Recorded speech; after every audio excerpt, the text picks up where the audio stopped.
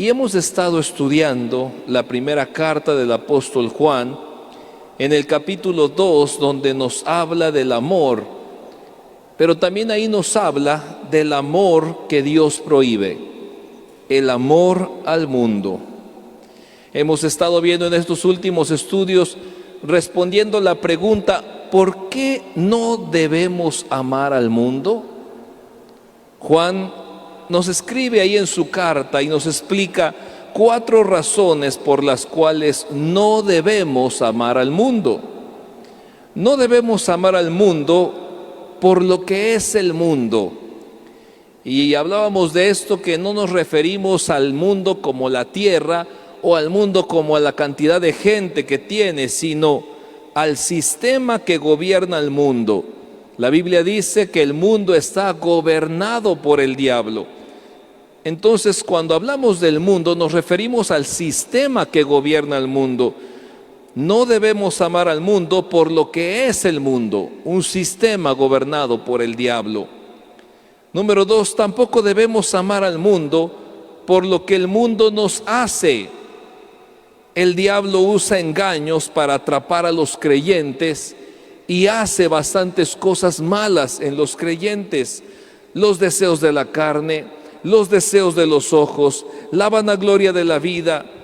Usa esos 3 engaños para atrapar a los creyentes y apartarlos de Dios. Entonces, Juan nos va escribiendo en su carta, no deben amar al mundo por lo que es el mundo, un sistema gobernado por el diablo. Número 2, no deben amar al mundo por lo que el mundo nos hace. Trata de apartarnos de Dios con los deseos de la carne, los deseos de los ojos, la vanagloria de la vida. Y número 3, no debemos amar al mundo porque somos hijos de Dios. Y esta fue la lección que vimos la semana pasada, y hablábamos que Juan nos explica que así como en lo material hay crecimiento, en lo espiritual también hay crecimiento, debe haber crecimiento. Los niños espirituales son los que acaban de conocer a Dios. Los niños espirituales necesitan de alguien que les guíe, necesitan de maestros, necesitan crecer hacia la madurez. Los jóvenes espirituales, no los jóvenes físicamente, aquí puede haber muchos jóvenes espirituales, aunque físicamente no estén en la adolescencia o en la juventud. Los jóvenes espirituales son los que batallan contra el diablo. Y ellos ya presentan guerra contra el diablo. Y es que aquí voy a poner en práctica la fe. Y el diablo quiere que yo no sirva a Dios, pero yo le voy a servir.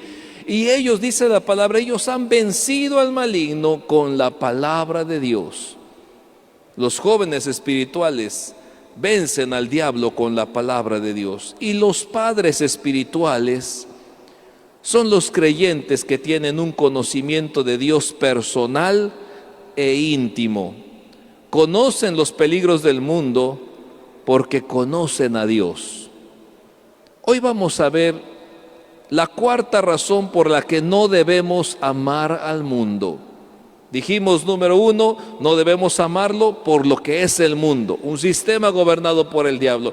Número 2, no debemos amarlo porque trata de tentarnos y apartarnos de Dios con los deseos de la carne, los deseos de los ojos y la vanagloria de la vida. Número 3, no debemos amarlo porque somos hijos de Dios. Y número 4, no debemos amar al mundo por la dirección en que va este mundo. Es lo que vamos a ver en esta noche.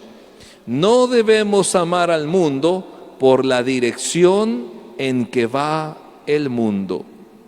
Primera de Juan, capítulo 2, versículo 17, dice así: y el mundo pasa y sus deseos, pero el que hace la voluntad de Dios permanece para siempre. Lo leemos otra vez. Y el mundo pasa y sus deseos, pero el que hace la voluntad de Dios permanece para siempre.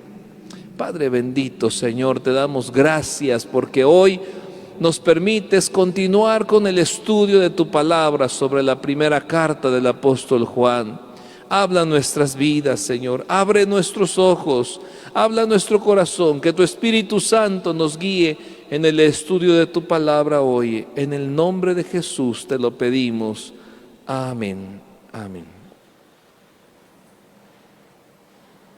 Entonces dijimos, no debemos amar al mundo por la dirección en que va el mundo. El texto que leímos dice, el mundo pasa. Y es que muchos piensan que el mundo no se va a acabar, que el mundo va a permanecer para siempre. Sin embargo, la Biblia nos dice que el mundo no es permanente y lo único que sí es seguro es que el mundo no va a permanecer. Y cuando hablamos del mundo, recuerde que nos referimos al sistema gobernado por el diablo. Un día todo este sistema habrá desaparecido. Todas las atracciones que tiene el mundo, que están dentro de este sistema, todo eso va a pasar, hermanos. Un día todo eso se va a acabar. Le preguntaba en una ocasión a un hermano que pasó varios años estudiando acerca del Apocalipsis, el libro del Apocalipsis, y cuando le preguntaron, hermano, solo quiero saber una cosa, ¿las cosas van a mejorar? Y él dijo, ¿saben qué, hermanos? Yo después de haber estudiado años acerca del Apocalipsis les puedo decir que las cosas se van a poner muy bien, no, se van a poner excelentes. Jesucristo va a gobernar y todo va a ser cielos nuevos, cielo nuevo, tierra nueva. Todo va a ser muy hermoso. Las cosas se van a poner mucho mejor, hermanos. Pero eso sí, antes de que se pongan así, las cosas se van a poner mucho peor, muy mal. Todo el sistema gobernado por el diablo va a ir creciendo, la maldad creciendo, que después dice Dios, ¿sabes qué? Se va todo esto, esto no permanece, lo mío es lo que permanece. ¿Qué es lo único que va a permanecer? Solo aquello que hace la voluntad de Dios. Los cristianos somos extranjeros, pues, hermanos, en este mundo. Dice Hebreos 11:13, conforme a la fe murieron todos estos, sin haber recibido lo prometido, sino mirándolo de lejos y creyéndolo y saludándolo y confesando que eran extranjeros y peregrinos sobre la tierra. Recuerde, hermano, los cristianos no estamos ligados a este mundo, porque nosotros vivimos para algo mucho mejor. Dice en Hebreos 13:14, porque no tenemos aquí ciudad permanente, sino que buscamos la porvenir. En los tiempos bíblicos había creyentes que vivían en tiendas, hermanos, porque Dios no quería que se establecieran y que sintieran comodidad en este mundo. Este mundo no va a permanecer, no pertenecemos a este mundo. La vez pasada les comenté que esta carta de Juan es una carta de contrastes y nos habla luz o tinieblas, nos habla obedientes o desobedientes, cristianos verdaderos o mentirosos. Y aquí también, en el texto que estamos estudiando hoy, también nos encontramos un contraste. Nuestro texto es Primera de Juan 2:17, que dice, y el mundo pasa y sus deseos, pero el que hace la voluntad de Dios permanece para siempre. Y ahí está el contraste. El mundo pasa, pero la voluntad de Dios permanece. Una persona mundana, hablando de los tres que mencionábamos, los deseos de la carne, los deseos de los ojos, la vanagloria de la vida, una persona mundana vive para los placeres de la carne. Pues anda en el mundo, anda conforme al sistema del diablo, vive para los placeres de la carne. Pero los cristianos, hermanos, Los cristianos consagrados viven para los deleites del Espíritu Santo. Amor, gozo, paz, paciencia, benignidad. Los mundanos viven para lo que pueden ver, los deseos de los ojos. Mira esta casa, este trabajo, este logro. Para los deseos de los ojos viven los mundanos. Los creyentes espirituales viven para la realidad de Dios, lo que no se puede ver.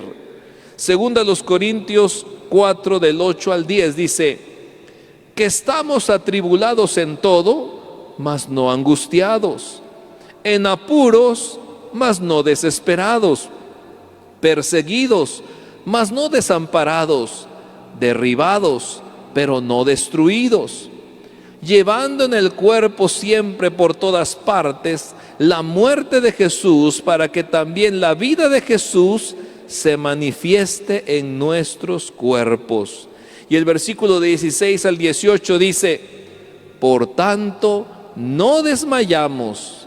Antes, aunque nuestro hombre exterior se va desgastando, el interior no obstante se renueva de día en día, porque esta leve tribulación momentánea produce en nosotros un cada vez más excelente y eterno peso de gloria, no mirando nosotros las cosas que se ven, sino las que no se ven.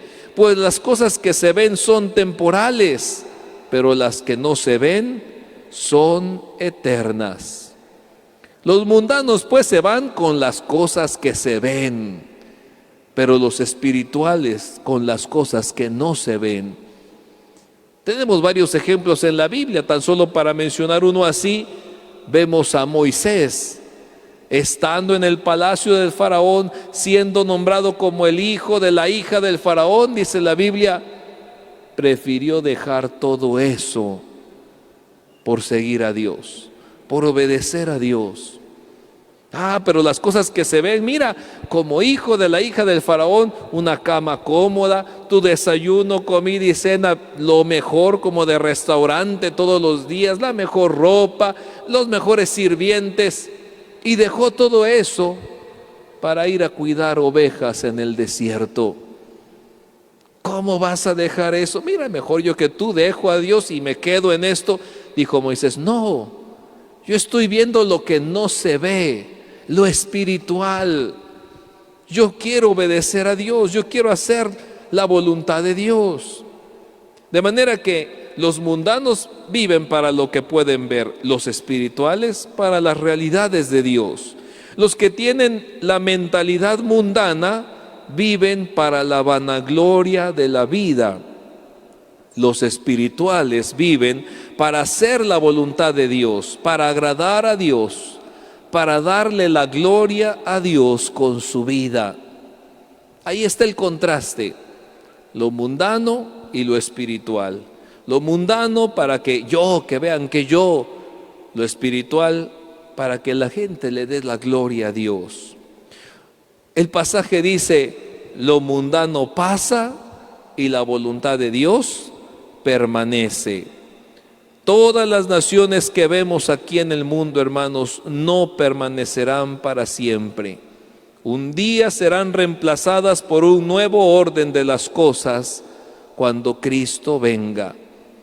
Así que, aunque no nos demos cuenta, mis hermanos, poco a poco este mundo va pasando, poco a poco, y el mundo pasa, pero el que hace la voluntad de Dios permanece para siempre. La traducción en lenguaje actual de este texto dice, pero lo malo de este mundo y de todo lo que ofrece está por acabarse. En cambio, el que hace lo que Dios manda, vive para siempre.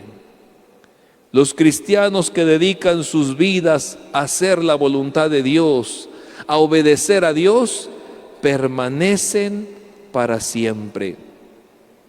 Va a llegar el día en que este mundo, con toda su cultura ostentosa, con todas sus filosofías orgullosas, con todo su materialismo impío, será olvidado. Incluso dice la Biblia que va a ser reemplazado por cielos nuevos y tierra nueva. Pero solo los fieles, los que hicieron la voluntad de Dios, permanecerán con Dios por la eternidad. Isaías escribió: llegará el día cuando nunca más se prepararán las naciones para la guerra, nunca más se usará un fusil para atacar, será olvidado eso que pasará. ¿Y quién va a estar ahí? Los que hacen la voluntad de Dios. El mundo pasa y sus deseos. Pensemos un momento, hermanos, la apariencia de este mundo, todo lo que nos rodea está cambiando, pero las cosas que son eternas nunca cambian. Las cosas de este mundo, hasta dice, bueno, tengo la mejor computadora, tengo el mejor teléfono, y 1 año, 2 años, no, este ya quedó obsoleto, y ahora hay otro nuevo. Y no, mira, esta canción es la de la moda. 2 años, 4 años, dice, no, esa era de tus tiempos, ahora ya es otra nueva. El mundo pasa y se va yendo y se va yendo. Es por eso que los cristianos que aman al mundo, hermanos, no tienen paz, no tienen seguridad en su vida, porque su vida está ligada a lo que no va a permanecer. Su vida está ligada a lo que no es permanente. Yo lo he comprobado bien claro, hermanos. Aquel cristiano que tiene un pie en el mundo y un pie en la iglesia, en las cosas de Dios, que le gustan las cosas del mundo, pero el domingo viene y como si fuera buen o fiel cristiano, es el que más lucha. Es el que dice, qué duro es la vida cristiana, cómo hay tentaciones, cómo hay esto y batalla, y se le hace muy difícil ser cristiano. ¿Por qué? Porque se está pegando a un sistema que va a pasar, que no va a permanecer. Muchos atesoran dinero como si nunca perdiera su valor o como si lo pudieran conservar para la eternidad, y mientras más tenga y quiero. Pero los cristianos que han entendido que este mundo va a pasar, que realmente aquí en esta tierra estamos de paso, siembran para la obra de Dios y dan con liberalidad. No me lo voy a llevar, entonces, si nada más estoy de paso, qué mejor que pueda hacer algo para bendición y la gloria de Dios. El mundo pasa y sus deseos. Punto número 2, la voluntad de Dios. Este es otro punto que toca el versículo. El mundo pasa y sus deseos, pero dice 1 de Juan 2:17, el mundo pasa y sus deseos, pero el que hace la voluntad de Dios permanece para siempre. El que hace la voluntad de Dios. La Biblia, hermanos, nos muestra la voluntad de Dios.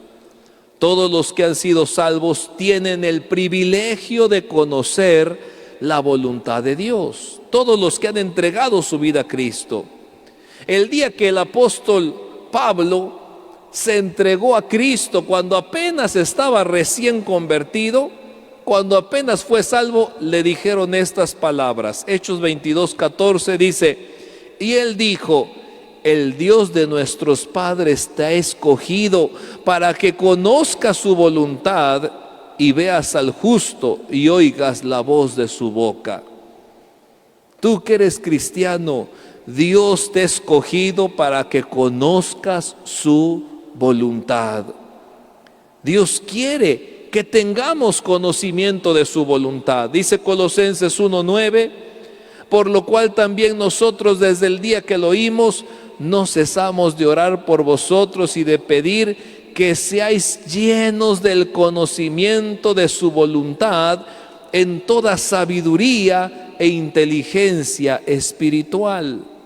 Note la importancia, lo que más quiero, y es una petición que usted puede hacer por su familia, por sus hijos, por la iglesia. Señor, que sean llenos del conocimiento de tu voluntad en toda sabiduría e inteligencia espiritual.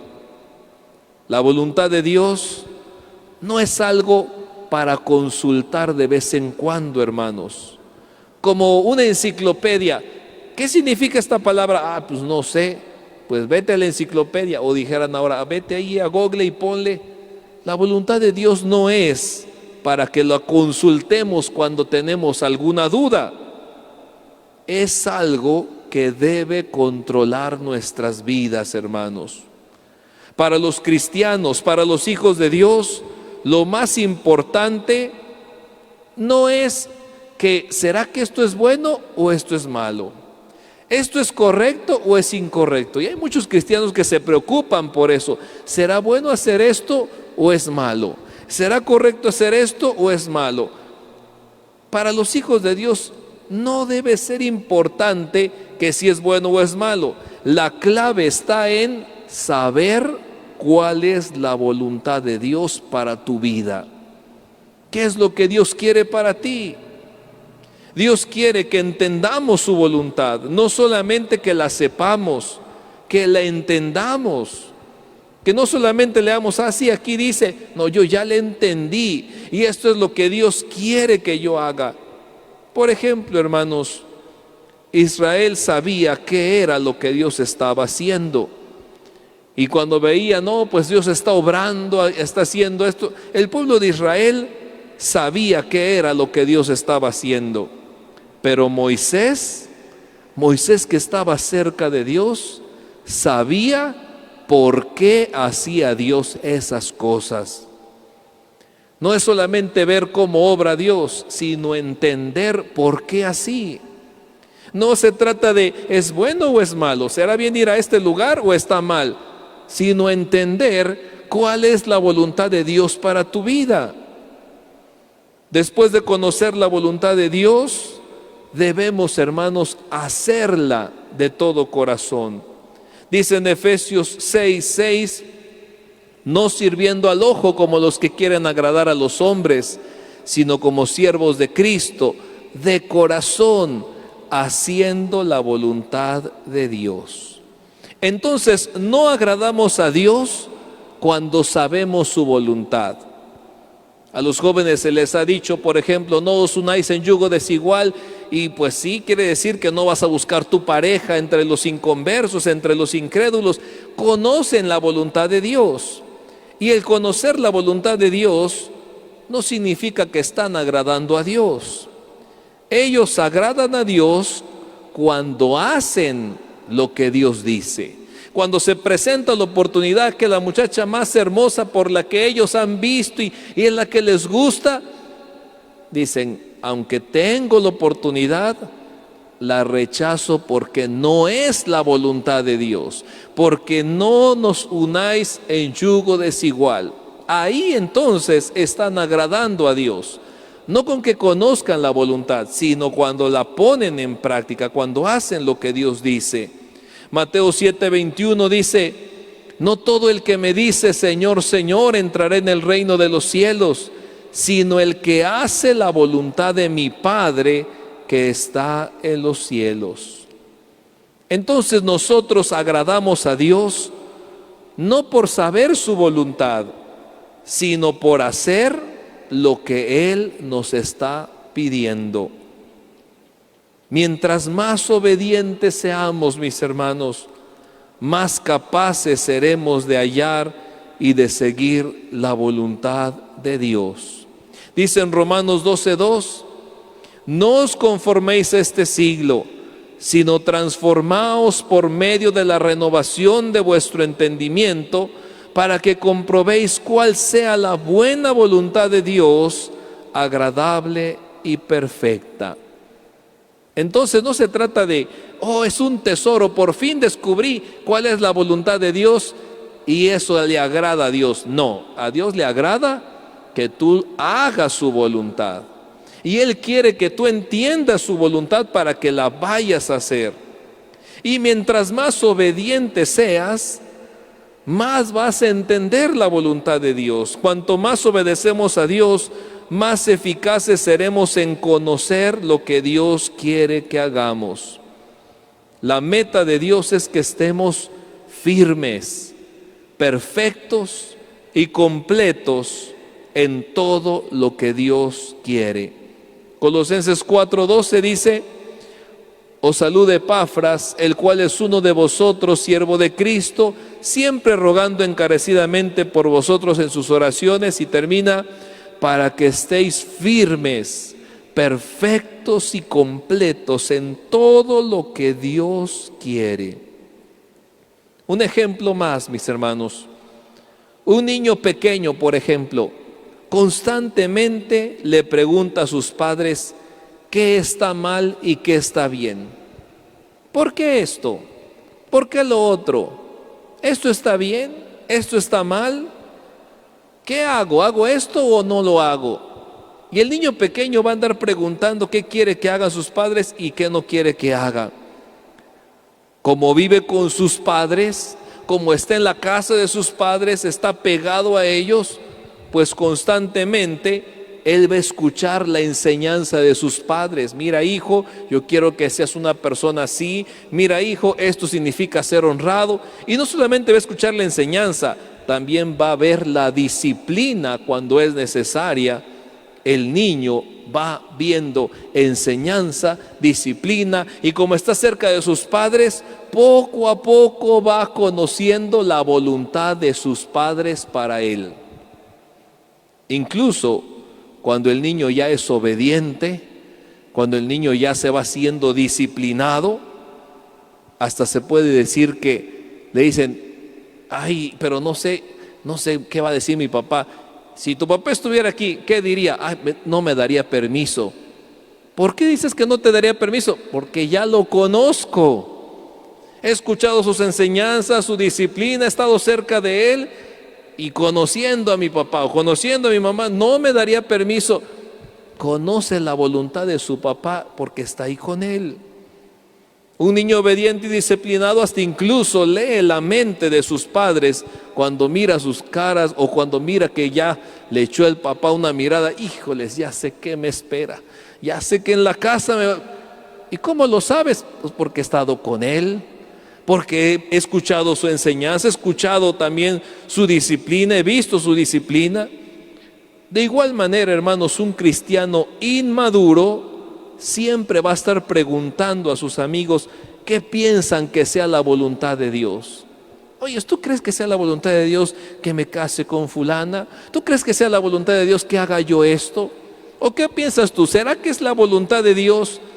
Porque es un cristiano inmaduro, un niño espiritual.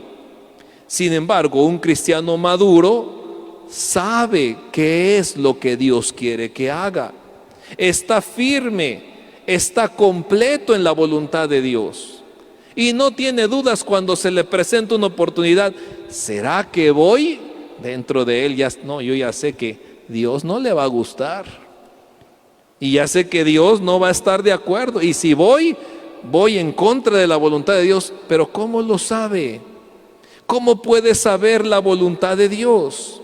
Dice Romanos 12, 1 y 2: así que, hermanos, os ruego por las misericordias de Dios que presentéis vuestros cuerpos en sacrificio vivo, santo, agradable a Dios, que es vuestro culto racional.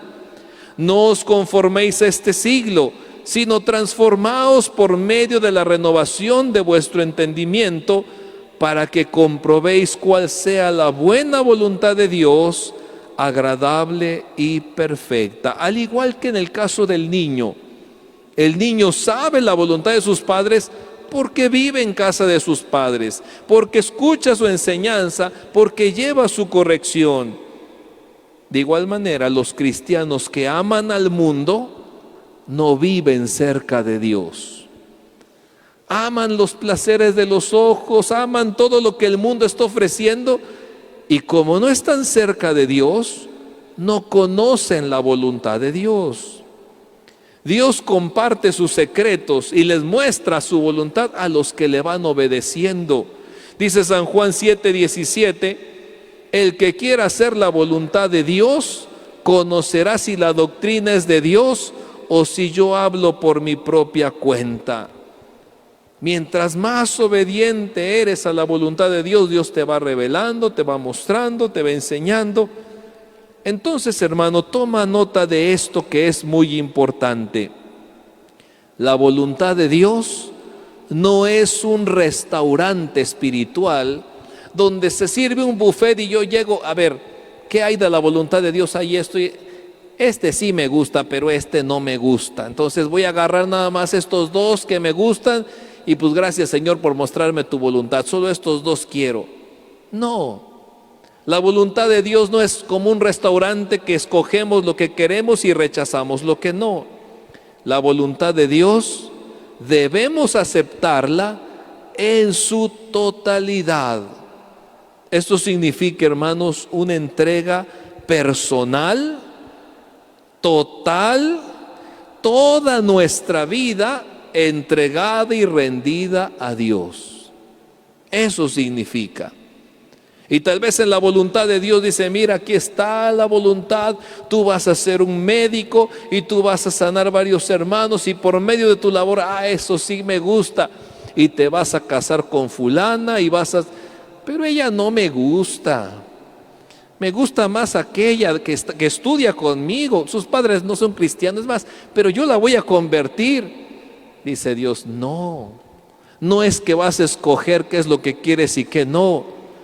La voluntad de Dios es para obedecerla completamente, todo lo que Él dice. Y como dije, ¿y cómo voy a saber la voluntad de Dios? Así como el niño sabe la voluntad de sus padres, pégate a Dios. ¿Y cómo me pego a Dios? Lee la palabra de Dios. Justo hoy, que es el último día de agosto, podemos decir, terminamos este mes en el que recordamos la importancia de la palabra de Dios, el mes de la Biblia. Recuerda, lee la palabra de Dios, memoriza la palabra de Dios. El Salmo 119, 105 dice, lámpara es a mis pies tu palabra y lumbrera a mi camino. ¿Cómo sabe el niño la voluntad de sus padres? Porque así le enseñaron y así le corrigieron. ¿Cómo sabe el cristiano la voluntad de Dios?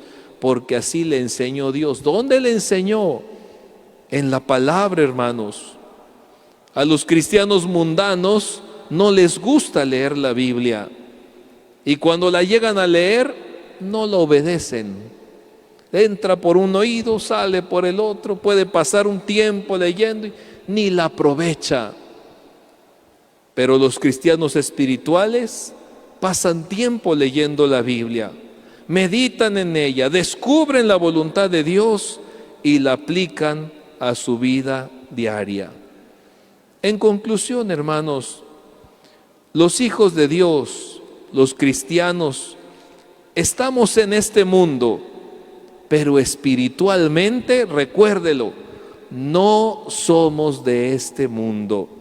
San Juan 17:14 dice, yo les he dado tu palabra y el mundo los aborreció porque no son del mundo, como tampoco yo soy del mundo. Como humanos estamos en este mundo, pero espiritualmente hablando, tú no perteneces aquí, mi hermano. Si yo no pertenezco aquí, si tengo mi hogar en los cielos, si Dios ha preparado todo eso, entonces, ¿para qué estoy en este mundo? ¿No será mejor irme con Él? Dice la Biblia que estamos en este mundo para dar testimonio de Cristo, mis hermanos. Jesús dijo ahí en San Juan 17:18, como tú me enviaste al mundo, así yo los he enviado al mundo. Tantos afanes que hay. Y ahorita corremos que la escuela, que el estudio, que hay que pagar acá, que hay que pagar allá, y que vamos a hacer esto, y se me pasó esto, mañana voy a revisar lo otro y aquí, para que cuando estemos allá, cuando dejemos este mundo, ¿qué era lo que importaba? Que si estabas a cuentas con Dios o no. O sea que no importaba que se me pasó subir agua o hacer, eso no importaba, era lo más importante. Entonces, los cristianos, hermanos, no podemos evitar en este mundo, pero el problema comienza cuando el mundo se mete en los cristianos.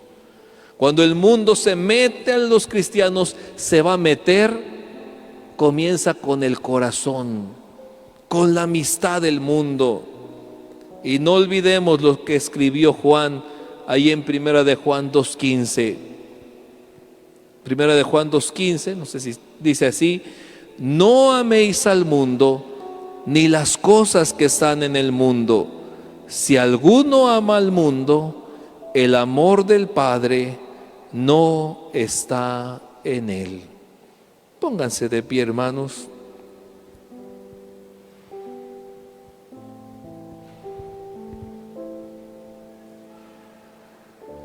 La pregunta que todo cristiano debe hacerse es: ¿voy a vivir solo el presente o voy a hacer la voluntad de Dios y voy a vivir para siempre?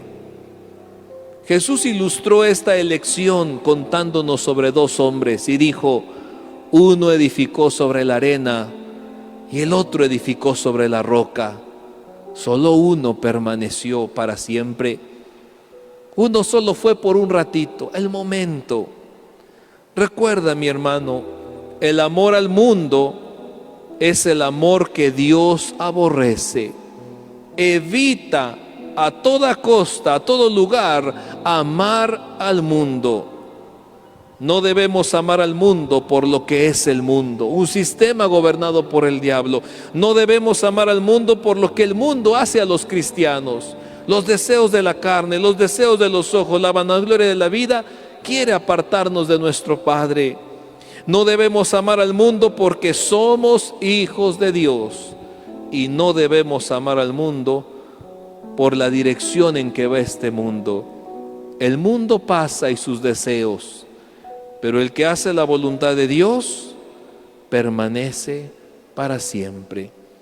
Vamos a orar, hermanos. Venga a decirle al Señor: yo quiero amarte solo a ti. Yo no voy a mirar atrás. Yo quiero seguirte a ti. Quiero conocer tu voluntad. Quiero vivir haciendo tu voluntad. Amarte solo a ti, Señor.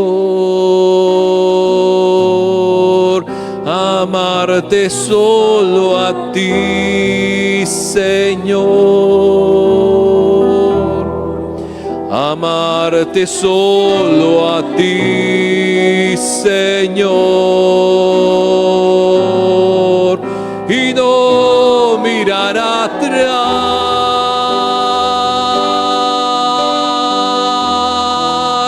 Seguir tu caminar, Señor. Seguir sin desmayar.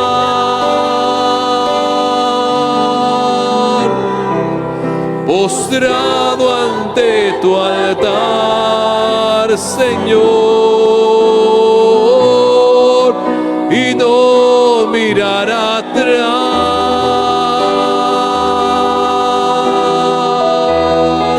Seguir tu caminar, Señor. Seguir sin desmayar.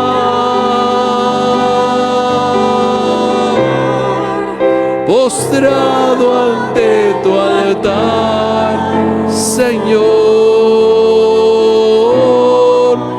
y no mirar atrás.